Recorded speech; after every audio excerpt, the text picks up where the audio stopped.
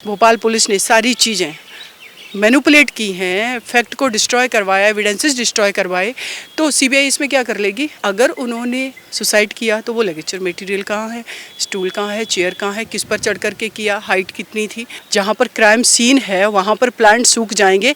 ये रिटायर्ड जज कह रही है जो सिटिंग कंज्यूमर कोर्ट की प्रेसिडेंट है। इसको इतना ऐसे लोगों को मुझे समझ में नहीं आ रहा कि अभी तक बाहर कैसे। एक फीमेल, उसकी बॉडी पर उसका राइट नहीं है, 30 मिनट से 35 मिनट के अंदर वो बेटी सुसाइड भी कर लेती है, फ़ोन स्विच ऑफ करके सुसाइड करेगी वो। निर्भया कांड में जो दोषी था उनके अपने अंजामों तक पहुंचाने वाले प्रसिद्ध वकील सीमा कुशवाहा जी मॉडल ट्विशा केस में भी काफ़ी शुरू से सुनवाई में रही है। क्या है अपडेट? आज सुप्रीम कोर्ट में सुनवाई है, हम इनसे बातचीत करेंगे। मैम, आज सुप्रीम कोर्ट में क्या क्या हुआ? देखिए, सुप्रीम कोर्ट ने सबसे जो इम्पोर्टेंट यहाँ पर काम हुआ है वो ये हुआ है कि मैटर ये सीबीआई को दे दिया गया। जबकि ये मीडिया में चीज़ें चल रही थी कि मध्य प्रदेश सरकार ने ये मैटर सीबीआई को दे दिया, बट सीबीआई अभी तक इन्वेस्टिगेशन के लिए आई नहीं। तो कोर्ट ने सोमोटो कॉग्निजेंस लिया। 2-3 उसमें रीजन थे, और जो कोर्ट का ऑब्जर्वेशन कि जिस तरीके से चीज़ें मीडिया में हैं कि एक जुडिशियल फैमिली जो जुडिशरी का पार्ट रही है, क्या एक नैरेटिव बन रहा है कि उन्होंने सही से इन्वेस्टिगेशन नहीं होने दिया, तो बहुत ज़रूरी था ये लेना, हाँ, रिकॉर्ड पर लेना और कॉग्निजेंस लेना। तो सीबीआई को ये मैटर दे दिया गया। पहली चीज़ ये। दूसरी चीज़, अगर इस केस की बात करें इम्पॉर्टेंट, आज अतिशा का मर्डर हुआ है 12 तारीख को। आज कितनी है? 25। कितना टाइम हो गया है? 13 दिन के करीब।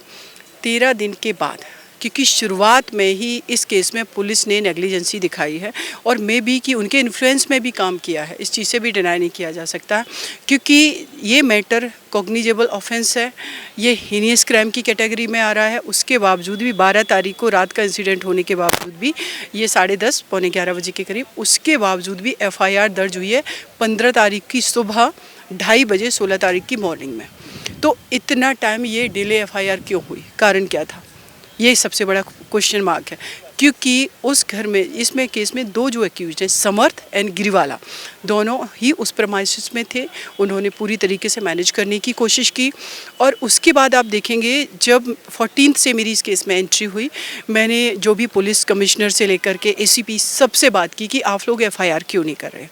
तो उनका ये कहना है कि मैम अभी तो हम इंक्वायरी कर रहे हैं। इंक्वायरी जो 15 दिन की है, एज पर न्यू लॉ जो आए हैं उसमें प्रोविज़न कि कोई भी मैटर ऐसा है जो प्रेमा फेसाई ऐसे लग रहा है कि कॉग्निजेबल नॉन कॉग्निजेबल ऑफेंस है, तो उसमें आप 15 दिन का टाइम ले लीजिए, इंक्वायरी करिए और फिर आप एफआईआर दर्ज करिए, जो भी बनता है एनसीआर वगैरह। लेकिन ये मैटर प्रेमा फेसाई कॉग्निजेबल ऑफेंस था, हीनियस क्राइम था, नॉन अवेलेबल ऑफेंस है, उसके बावजूद भी आपने एफआईआर दर्ज क्यों नहीं की? आपको लॉ तो बहुत अच्छे से पता है। जब इन सारी चीज़ों पर इन लोगों से मल्टीपल टाइम्स हमारी बात हुई, तब संजय सिंह ने कहा कि हम इसमें एफआईआर कराते हैं। हमारे पास रिकॉर्डिंग्स भी है जो डीसीपी हैं उनकी। उसके बाद जब एफआईआर होती है, नेक्स्ट डे सडनली ये लोग क्या करते हैं, गिरीवाला जो है एक्यूज नंबर 2, बेल एप्लीकेशन लगा देती हैं सेशन कोर्ट में। सेशन कोर्ट की अगर बात करें, इसमें पहले जिसके पास ये मैटर लिस्ट था उन्होंने डिनाई कर दिया, रिक्यूजल कर दिया कि हम इस मैटर को सुनेंगे नहीं। उसके बाद मुझे पता चला लोकल में, हमने वहाँ जो अंकुर है एडवोकेट आ रहे हैं, उनको मैंने ये मैटर वहाँ पर कहा था कि आप ये सारी चीज़ें वहाँ पर देखना, ऑब्जर्व करना क्या हो रहा है। तो उनका फिर कहना है कि मैम ये मैटर सेशन कोर्ट में चला गया है, सेशन इसको सुनेगा, डिस्ट्रिक्ट जज सुनेंगे। फिर पता चला कि डिस्ट्रिक्ट जज ने भी एक्यूजल कर दिया, और ये मैटर क्राइम अगेंस्ट वुमेन जो स्पेशल कोर्ट है उसको गया। उन्होंने इस मैटर को सुना, मैंने आर्गूमेंट किए। अब आप देखेंगे इसमें कि प्रेमा फेसाई ये केस इस स्टेज पर बेल का तो बनता ही नहीं था एंटिसिपेटरी, क्योंकि सेम प्रमाइसिस में है डॉरी डेथ के केसेस में कि अगर इन-लॉज भी सेम प्रमाइसिस में हो और परिवार का ये एलिगेशन है, और जो मेन इसमें एक्यूज्ड है समर्थ, तो आप उनको एंटिसिपेटरी तो तब तक तो ग्रांट नहीं कर सकते जब तक ये इन्वेस्टिगेशन है में मैटर है। लेकिन वहाँ पर बेल ग्रांट कर दी गई। अब पोस्टमार्टम रिपोर्ट की अगर बात करें, मेरे पास पोस्टमार्टम रिपोर्ट 14 को ही आ गई थी। उसमें जब मैंने देखा कि लिगेचर मटेरियल जो था, डॉक्टर उसमें मेंशन कर रहे हैं उस पोस्टमार्टम रिपोर्ट में कि लिगेचर मटेरियल उनको प्रोवाइड ही नहीं कराया गया, डिनाई कर दिया आयोग ने।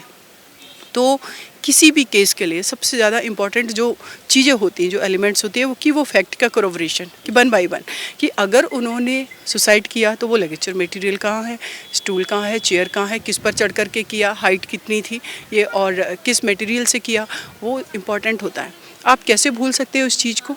और बाद में आप सभी ने देखा, ऑन रिकॉर्ड है सारी चीज़ें, कि संजय सिंह का कहना कि मैं देखती हूँ लिगेचर मटेरियल अगर टाइम पर नहीं दे पाए तो मैं अपनी पुलिस को देखता हूँ कि पुलिस ने ऐसा क्यों किया। कितना बड़ा सवाल है आपके लिए। सडनली एक स्टेटमेंट दे करके आप निकल गए, लेकिन आपको ये नहीं पता है कि उस लिगेचर मटेरियल पे जो फिंगरप्रिंट होंगे, अगर स्ट्रैंगुलेशन का ये केस है तो फिर तो आपने सब डिस्ट्रॉय कर दिया होगा। आप कैसे उसको कोरोबरेट करोगे? तो तिशा का जस्टिस कहाँ है? आज तो ये चीज़ें जस्टिस के लिए इस देश में सालों तक लड़ना पड़ता है। निर्भया केस में आप सभी ने देखा ना, 7 ईयर लग गए, जो कि पूरा देश विदेश में भी लोग चाह रहे थे। और हम सब ने देखा निठारी कांड में क्या हुआ। निठारी केस में जिसका सेशन कोर्ट ने कन्विक्शन किया, डेथ पेनल्टी से अवॉर्डेड किया, हाई कोर्ट ने एक्विटल कर दिया दोनों को। क्या कहा कि इन्वेस्टिगेशन के पार्ट पे सीबीआई ने बहुत सारे इसमें लूपहोल छोड़ दिए, सफिशिएंट मटेरियल नहीं था, फैक्ट का कोरोबरेशन नहीं हुआ।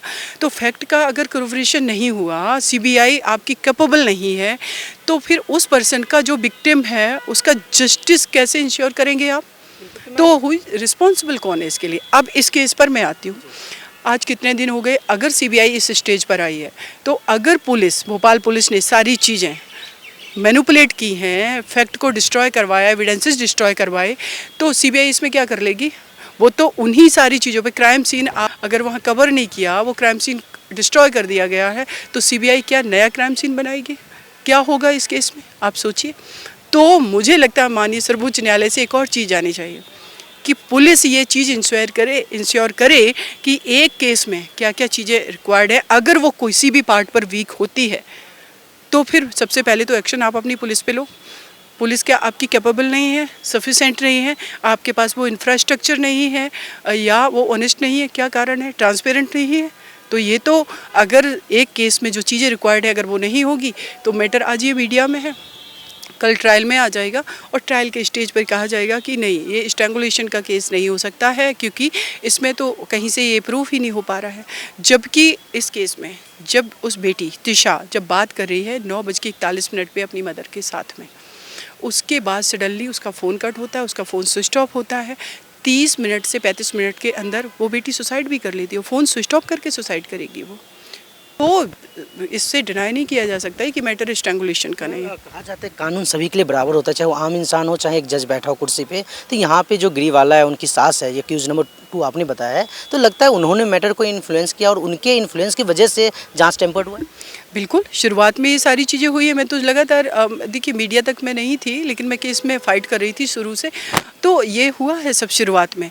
और आप देखिए जब ग्रीवाला की बेल ग्रांट हो जाती है एंटीसिपेटरी, उसके बाद कॉन्फिडेंस में मीडिया में आकर के वो क्या क्या बोकस स्टेटमेंट दे रही हैं और कोर्ट उसको अलाउ कर रही है। कोर्ट को इमीडिएटली समोटो कॉग्निजेंस लेकर के उनकी बेल रिजेक्ट करनी चाहिए थी। इवन कि आज भी यहाँ पर ये हो सकता था कि जिस तरीके से अभी भी पॉसिबिलिटी ये है कि डिनाई नहीं किया जा सकता है, तो judiciary fair and free work करती है। तो सबसे पहले तो एक्यूज नंबर 2 जो कि सेम शेयर हाउस होल्ड में रह रही हैं, जब तक ये इन्वेस्टिगेशन कंप्लीट नहीं होती उनकी बेल को रिजेक्ट कर दिया जाए। ये पॉसिबल हो सकता था ना। एक सीसीटीवी फुटेज भी काफ़ी वायरल हो रहा है, क्योंकि जो स्टेयर्स केस पे सीपीआर दिया जाता है तुषा को, वहाँ पे उनकी सास वहाँ से निकल रही थी, उससे क्या समझ?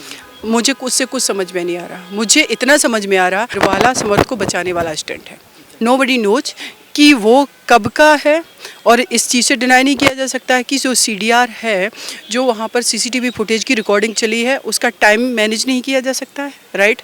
तो इन चीज़ों से इसीलिए तो इन्वेस्टिगेशन रिक्वायर्ड होती है कि जो अक्यूज्ड है वो टेम्पर ना करे फैक्ट को, वो एविडेंसेस को डिस्ट्रॉय ना करे, इसीलिए इनका जेल में रखना ज़रूरी है। ये बेसिक प्रिंसिपल है लॉ का। लेकिन चूंकि ये रिटायर्ड जज है तो किसी की बेटी जिसको मार दिया जाए, कुछ भी किया जाए, मैं अपने एक प्रतिष्ठा की जॉब के साथ मैं तो बाहर घूमूंगी। वही हो रहा है। जज के लिए अलग कानून होते हैं क्या मैम? किसी के लिए होना नहीं चाहिए, लेकिन इन प्रैक्टिकली हम सब देख रहे हैं कि इस केस में क्या हुआ। होना तो किसी के लिए नहीं चाहिए। तुषा के परिवार वालों ने आपसे कब संपर्क किया था? आपका 14 तारीख को, 14 मई को तुषा की जो सिस्टर इन लॉ है, लगातार वो फाइट कर रही है, मैं देख रही हूँ उनको मीडिया में। उन्होंने मुझे कांटेक्ट किया था, उन्होंने सारी चीज़ें बताई थी। तो मैंने उनसे कहा कि इंश्योर किया कि हम एफआईआर तो दर्ज करा के रहेंगे। बाद में भी मैं थी लगातार, फिर लोकल में भी वहाँ और लोग आए, सभी ने सपोर्ट किया, मीडिया ने, सभी लोगों ने सपोर्ट किया। आई होप कि बस अब ये एक चीज़ है कि उस बेटी के साथ क्या हुआ और स्ट्रैंगुलेशन है, तो ये कितना भी पावरफुल परिवार हो, इनको छोड़ना नहीं चाहिए, बचना नहीं चाहिए। परिवार ये भी कह रहे संपन्न परिवार है, उनके पास किसी चीज़ की कमी नहीं है, तो पैसे भी ट्रांसफ़र करने की बात कर रहे वो लोग, तो हम दहेज के लिए क्यों हत्या करेंगे? देखिए, पैसे जो ट्रांसफ़र करने की बात हो रही है, मेरी परिवार से जितनी बात हुई कि मैरिज के टाइम जो पैसे का ट्रांजैक्शन हुआ, अभी भी मैं इस पर ज़्यादा कमेंट नहीं करूँगी कि पार्ट ऑफ इन्वेस्टिगेशन है, लेकिन शादी के टाइम की तिशा की चॉइस अच्छी थी, तो शादी होने वाली थी कि लो तुम हम पैसे डलवा रहे, मेरे लिए भी शॉपिंग कर लो कपड़ों की। अच्छा, मतलब समर्थ के लिए शॉपिंग करने के लिए उसके अकाउंट में पैसे डलवाएगा? यस, ये रियलिटी। हमारी पसंद अच्छी है। यस, ये आ जाएंगी चीज़ें रिकॉर्ड पर, ये आ जाएंगी चीज़ें और रिकॉर्ड पर। टिशा के परिवार वालों की तरफ से भी कई आरोप लगे हैं कि उनसे पैसे मांगे जा रहे थे, शेयर्स। देखिए, हमारे पास व्हाट्सअप चैट है, मीडिया में भी व्हाट्सअप चैट चली, मल्टीपल टाइम्स तिशा की फैमिली ने तिशा को पैसे डलवाए हैं, इवन कि वो टिकट भी करा रही थी वापस आने का 15 का, तब भी पैसे 3,000 रुपये, 8,000, 10,000, 12 ऐसे करके मल्टीपल ट्रांजेक्शन है जो तिशा की फैमिली उनको डरा है। अगर ये इतने ही दिमाग से रिच होते, दिल से रिच होते, तो आज तिशा जीवित होती है। उनकी जो सोच, अप्रोच हम लोगों ने देखी है तिशा की मदर गिरवाला की, कि किस तरीके से वो बात कर रही हैं मीडिया में आकर के, मेरे प्लांट सूख जाएंगे, जहाँ पर क्राइम सीन है वहाँ पर प्लांट सूख जाएंगे। ये रिटायर्ड जज कह रही है, जो सिटिंग कंज्यूमर कोर्ट की प्रेसिडेंट है। इसको इतना ऐसे लोगों को मुझे समझ में नहीं आ रहा कि अभी तक बाहर कैसे घूम रहे हैं।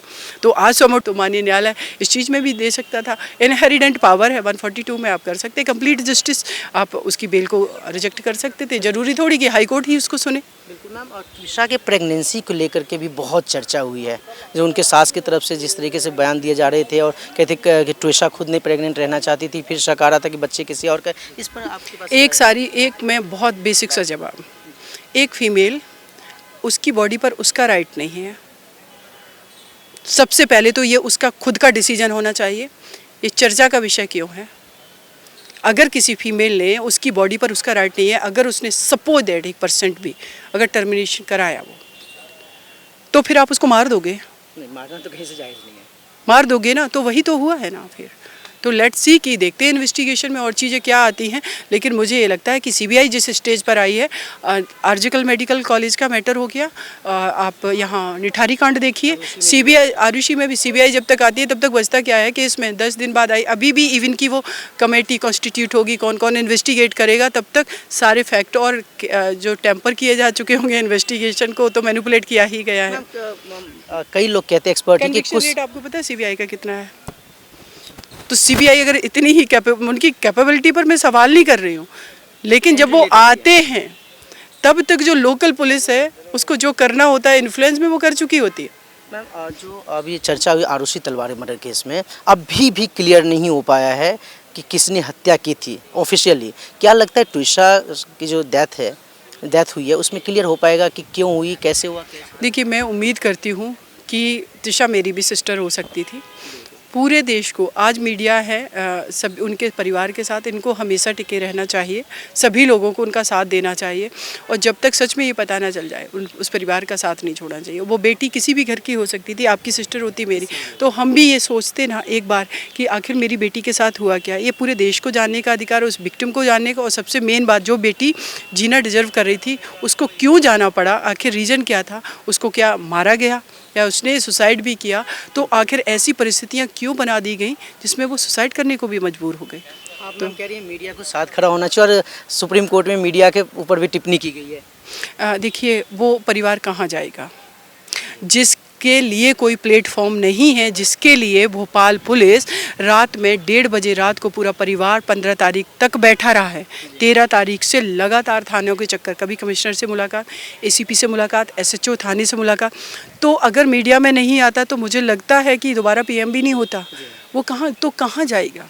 राइट, सबसे बड़ी बात नहीं होता तो शायद इस तरीके से केस भी हाईलाइट नहीं होता, दब चुका होता। आदरणीय मतलब हमारी ऑनरेबल कोर्ट भी समोटो कॉग्निजेंस नहीं लेते अगर मीडिया। तो देखिए, इसमें मीडिया कर क्या रही है? मीडिया तो उन्हीं चीज़ों को उठा रही है कि आखिर मारा किसने है, तो वो जानने का अधिकार, सच्चाई सामने आनी चाहिए। और भाई, सच्चाई के लिए अगर मीडिया, आर्टिकल 19 का जो है प्रेस की आज़ादी, वो है ये, तो चीज़ें डिस्कशन का पार्ट तो होनी चाहिए, मैं तो बोलूँगी, हमेशा बोलूँगी। जज साहब क्यों टिप्पणी करें, क्या मैटर था वो भी थोड़ा बता दीजिए हमारे दर्शकों को। मीडिया देखिए जज साहब का यही था कि मीडिया को भी थोड़ा सा इसमें सावधानी बरतनी चाहिए, परिवार को भी हाँ नहीं आना चाहिए उतना ज़्यादा चीज़ें, और सीबीआई को मैटर दे दिया गया, लेट्स सी कि सीबीआई इन्वेस्टिगेट करेगी। और स्टेट की तरफ से जो आदरणीय तुषार मेहता सर थे, उन्होंने भी कहा कि एक बेटी जो है, डाइवोर्सी बेटी ज़्यादा बेटर है रादर देन कि वो डेथ उसकी हो जाए, है ना। तो डाइवोर्सी बेटी से पहले भी मैं आपको एक चीज़ बताऊं, माननीय सर्वोच्च न्यायालय ही ये टिप्पणी करता है कि अगर सेम प्रिमाइसेस में इन लॉज रह रहे हैं, ओल्ड एज हैं, तो उनको आप जो है डिस्चार्ज कर देंगे 498 के मैसेज में। और हम मल्टीपल जजमेंट है कि अभी भी सेशन कोर्ट में अगर आप आर्ग्यू करेंगे तो ये देखा जाता है कोई मेडिकल रिपोर्ट है क्या, मतलब मेडिकल रिपोर्ट जब तक उसका लड़की का सिर नहीं फटा, जब तक उसको चोटें नहीं है, तब तक ये मानेंगे ही नहीं कि उसके अगेंस्ट क्रूअलिटी की गई। और एक तरफ 498A जो आईपीसी है वो क्या कहता है, मेंटल क्रूअलिटी, इमोशनल क्रूअलिटी। इमोशनल क्रूअलिटी का पैमाना कैसे है, वो तो अपने अंदर एक पेन लेकर के उस घर की चार दीवारी में बैठी हुई है ना, और वो कहती कि आज हम एक्शन लेंगे। तो जब वो पुलिस को कंप्लेन करती है, तो अगर पुलिस को कंप्लेन कर दी तो वो परिवार और वो सोसाइटी उस बेटी को दोबारा एक्सेप्ट भी नहीं करते। कहाँ उसका प्लेस है। एक दो बच्चों को लेकर के डिस्ट्रिक्ट कोर्ट के आप मीडिएशन सेंटर में देखिए, छोटे छोटे बच्चे को लेकर के फीमेल घूम रही हैं।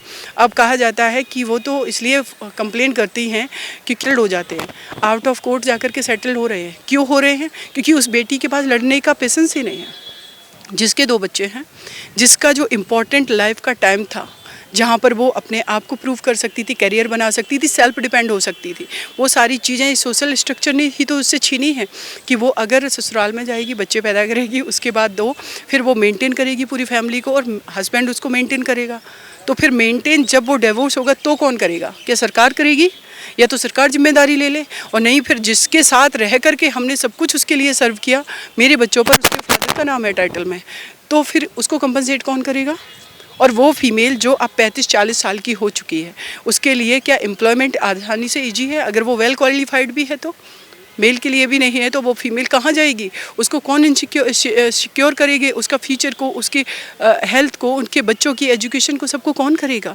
ये बेसिक्स चीज़ें हैं, लेकिन इसके तरफ ध्यान देना चाहिए ना कि एक तरफ फीमेल को एम्पावर्ड कर रहे हो आप, उसको लॉ पकड़ा दे रहे हो, कोडिफाइड लॉ, कि अगर आपके हस्बैंड ने थप्पड़ मारा, इन लॉज ने अगर क्रूरलिटी की, तो आप जा करके कंप्लेन कर सकती हैं। लेकिन दूसरी तरफ ये कहा जाता है कि आपने कंप्लेन की तो इसको सेटल करो, नहीं पट रही हस्बैंड से अलग हो जाओ। फिर वो 40 की 35 की उम्र में कहाँ जाएगी?